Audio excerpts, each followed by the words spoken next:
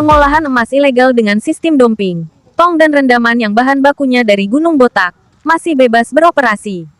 Yang memiriskan hati, ada pengolahan emas sistem tong milik Haji Komar yang pernah dipolis lain oleh Polres Pulau Buru, terletak di Desa Waploy, Kecamatan Lolongkuba, masih bebas beroperasi.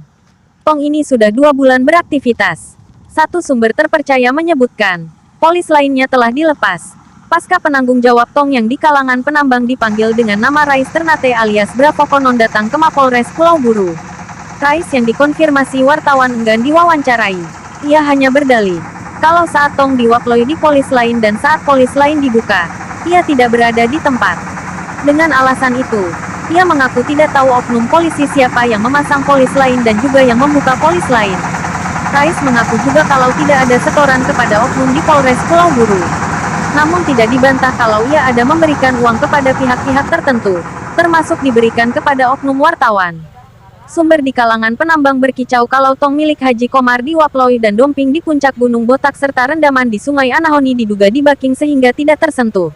Kapolres Pulau Buru, AKBP Egya Febri Kusumawiatmaja yang dikonfirmasi lewat pesan perihal sikapnya menindaklanjuti informasi beroperasinya dumping, tong dan rendaman dari sehari sebelumnya, tidak menanggapinya. Ditanya lagi Kamis tanggal 12 Agustus tahun 2021 soal tong di Waploy milik Haji Komar yang masih beroperasi padahal pernah di polis lain dan alasan polis lain dibuka, serta kenapa tongnya masih bebas beroperasi, Kapolres juga tidak menjawabnya.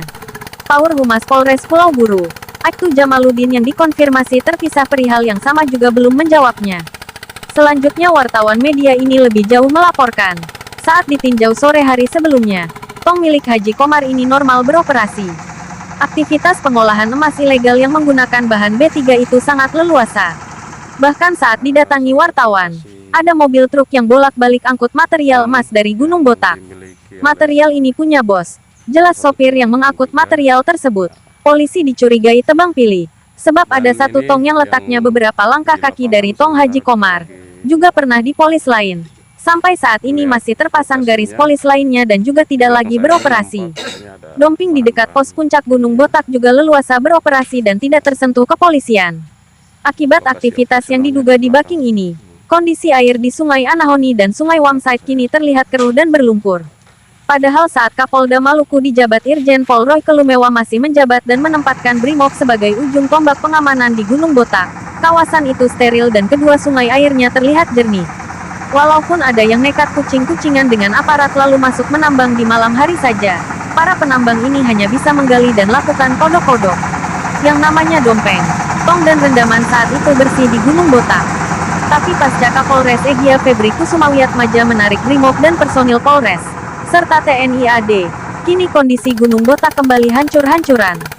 Alasan aparat keamanan ditarik saat itu, karena tidak diberi uang makan minum oleh pemerintah daerah.